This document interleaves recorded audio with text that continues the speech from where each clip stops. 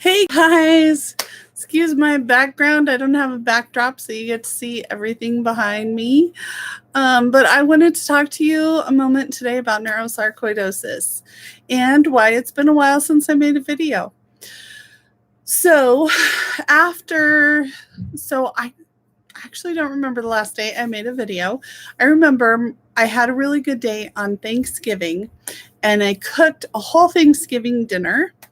But then when I was done cooking, I didn't tell anybody when it would be ready. And when I was done cooking, nobody was hungry and I was exhausted. So I ate and I went to bed. So we didn't have the family sit down meal, but everybody had all the food. It was delicious. After that, I was sick for the rest of the year. I don't think it's from cooking. I think it was just because I got one virus after another. I did get tested for the flu. I did not have the flu, but I was sick for the rest of 2019. So now it's February already. Where the heck did January go? Oh my gosh, my insurance has been a nightmare this year.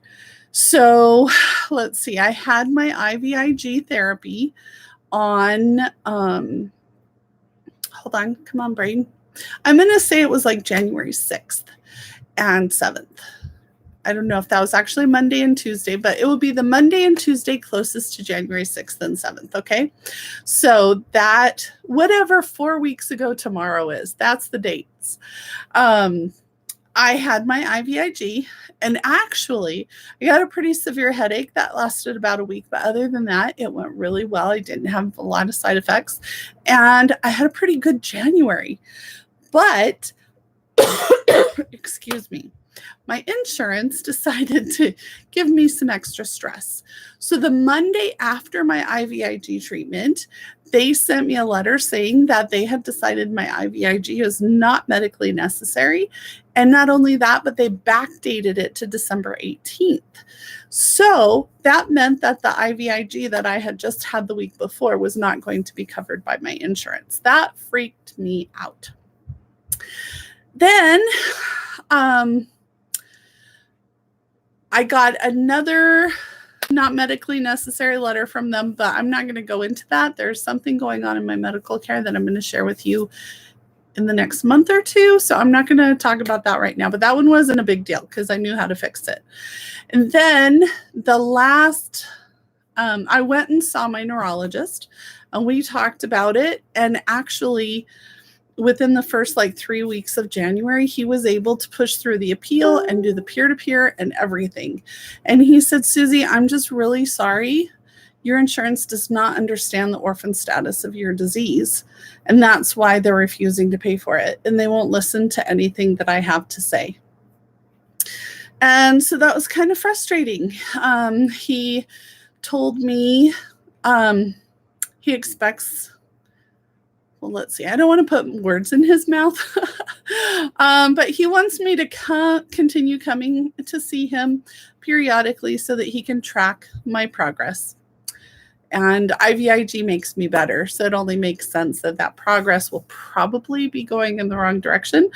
But hey, let's hope for a miracle, right? But that day after talking to him and getting that message, I think I was in shock. And then around 8 o'clock that night, it just hit me so hard that there's really nothing left for my doctor to offer. He explained in the peer-to-peer why none of the other drugs work for me. I'm not going to go into all that right now. It would make this video way too long. And so IVIG was my only hope. My insurance will not pay for it. So I did get a little bit of hope back. I called the specialty pharmacist that delivered my IVIG every month and talked to him about the situation. And so he recommended changing my insurance, which I have to wait till open enrollment in October to do that. He also recommended applying for financial assistance through Intermountain Healthcare, which is a big healthcare company here in Utah. And that's where my neurologist works. My heart rhythm specialist works there. My primary care doctor works there. All of my home health stuff is through them. So I did fill out that application and sent them like a book worth of documentation because they want to know all about my finances. And the Friday before I sent that off to them, I got another letter that said my home health nurse is not medically necessary. And that was a really low blow because I get 2 liters of IV fluids twice a week. And with the home health nurse, it was so nice because she would come and she would plug it into my port. And then we'd put the fluids in my backpack and I could watch TV, or I could come in here in my office and make videos, or yeah, I could do whatever I wanted, you know? But now I have to go to the hospital twice a week, and it's over 4 hours each time. So it takes a lot of my freedom away, and the hospital's half an hour away. So it's a lot more work and stress for me because it's a different nurse every time. Yeah, I know some of the nurses, but I cannot be guaranteed the same nurse every time. I have a different nurse all the time, and they don't even have the same schedulers every day. And so I have to deal with scheduling and everything. And I can be bumped because people with chemo, that's considered more important than people that need hydration. And so and hey, I know chemo is important. And so I don't have any problem with that. It's just stress. Okay. So it is stress. And the other crazy thing that I did in, oh, well, I wanted to just finish that off by saying, so I was able to put both of those denial letters in my application for financial assistance from Intermountain Healthcare. So send all the good vibes, and hopefully we'll get this straightened out. I'm a little afraid to try IVIG again because I'm afraid of all these bills. Because like every time they do the denial letters, they backdate them. They backdate them to December, and I had my nurse here twice a week all through January, and I didn't get that letter until the end of January. So crazy. But one thing that is kind of fun, but my body doesn't really know the difference between good stress and bad stress. We decided to buy a house. And so I actually had my backpack with my IV fluids, and we were out looking at houses, and we are under contract. The first 2 times that I bought a house, I got pneumonia. This will be the 4th time I've bought a house, so I'm hoping no pneumonia. Got an amazing realtor. That's really nice, and he's trying to make this as stress-free as possible for us. But I wanted to talk to you about today and how neurosarcoidosis has been affecting me today. So normally on Sunday mornings, I go grocery shopping with my daughter, drive a little cart around the store, and we come home, my son-in-law and my daughter bring in my groceries, and I put them away. And then, but today she wasn't feeling good, so we didn't do that. And then, and that was okay. I don't mind having a day off. This afternoon, I was going to go hang out with some girlfriends and make Valentines. And I was pretty excited about that. But as the day was going on, I was like, oh, I really don't want to put on makeup. I really don't want to drive. And so by 11 o'clock, I had talked myself out of going to make Valentines with my girlfriends. And by about 1:45, this really bad depression hit me. It was just like, bam.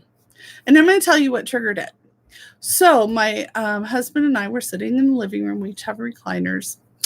So we sit there, a couple old people. And my husband said, so. And so I just reacted. I don't even remember what he was talking about, but I said, so a needle pulling thread. I don't think that's even the right note. But anyway, that's not the point. And he goes, that's not the way it goes. I'm like, yes, it is. And he's like, no, it's not. I'm like, yes, it is. And so I start to sing it for him. Doe, a deer, a female deer.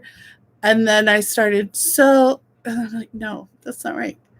And then I went, fa.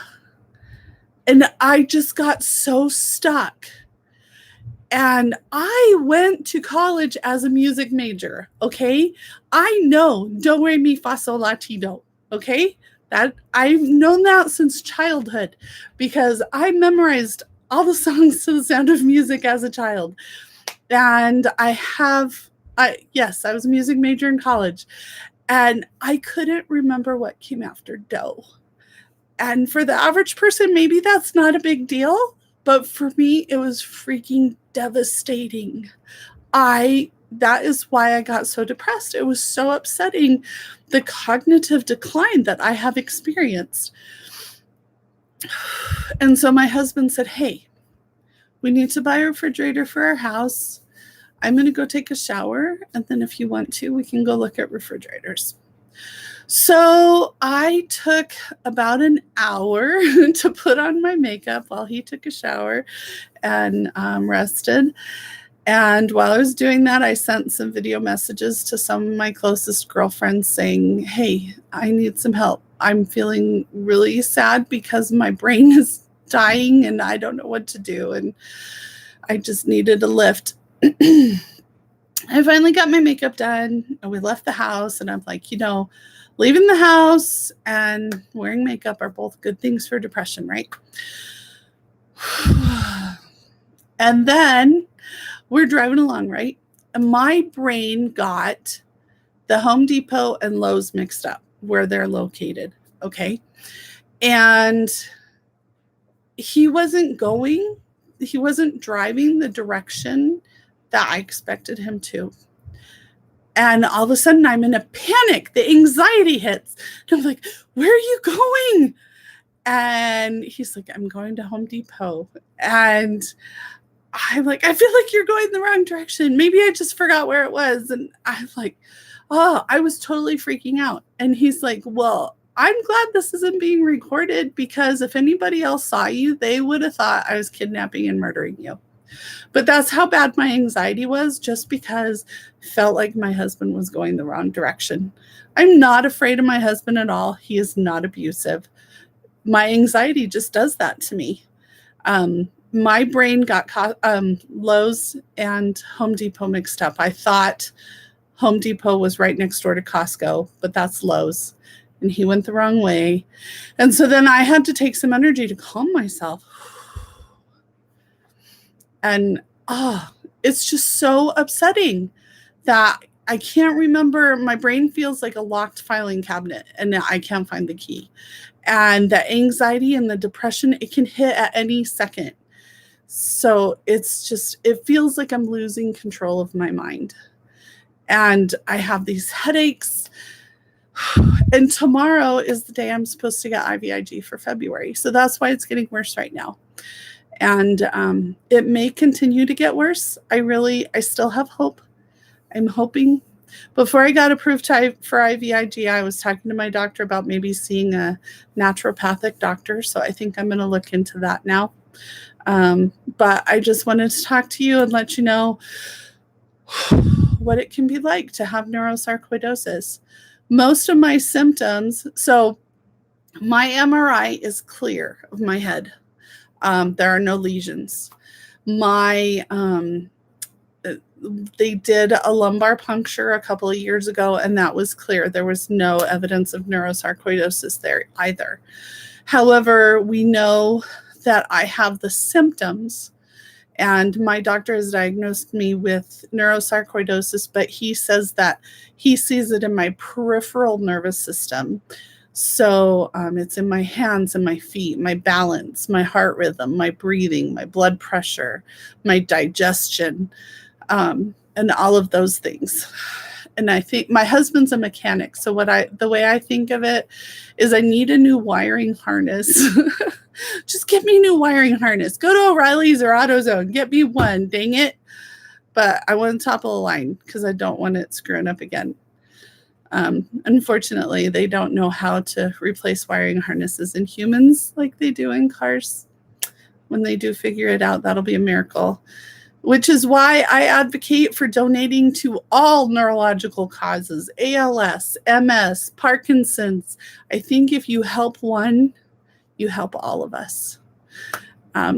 Okay, I will get off of my soapbox. And I hope you all have a wonderful night. Thank you.